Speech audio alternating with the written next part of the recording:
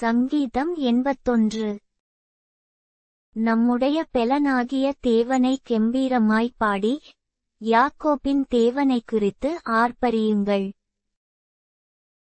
தம்புரா வாசித்து, வீணையையும் இனிய ஓசையான சுரமண்டலத்தையும் எடுத்து, சங்கீதம் பாடுங்கள்.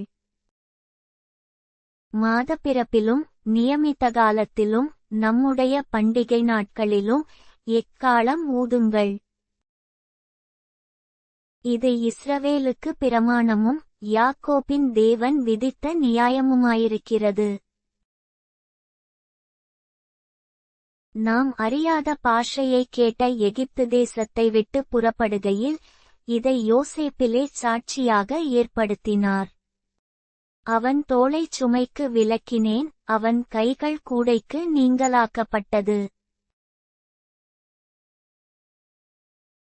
நெருக்கத்திலே நீ கூப்பிட்டாய், நான் உன்னை தப்புவித்தேன். இடி முழக்கம் உண்டாகும் மறைவிடத்திலிருந்து உனக்கு உத்தரவு அருளினேன்.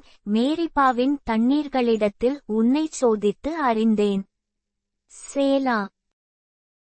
என் ஜனமே கேள், எனக்குச் சாட்சியிட்டுச் சொல்லுவேன். இஸ்ரவேலே, நீ எனக்குச் செவி கொடுத்தால் நலமாயிருக்கும்.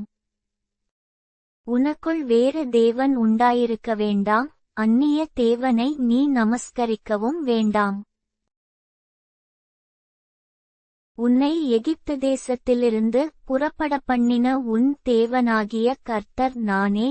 உன் வாயை விரிவாய்த்திர, நான் அதை நிரப்புவேன். என் ஜனமோ என் சத்தத்துக்குச் செவி கொடுக்கவில்லை, இஸ்ரவேல் என்னை விரும்பவில்லை.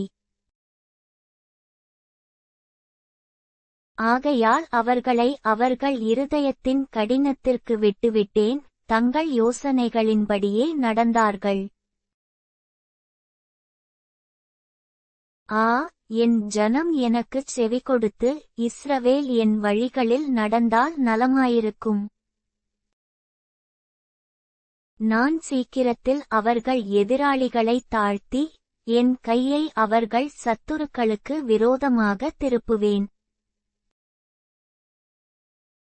அப்பொழுது கர்த்தரை பகைக்கிறவர்கள் அவருக்கு இச்சகம் பேசி அடங்குவார்கள், அவர்களுடைய காலம் என்றென்றைக்கும் இருக்கும்.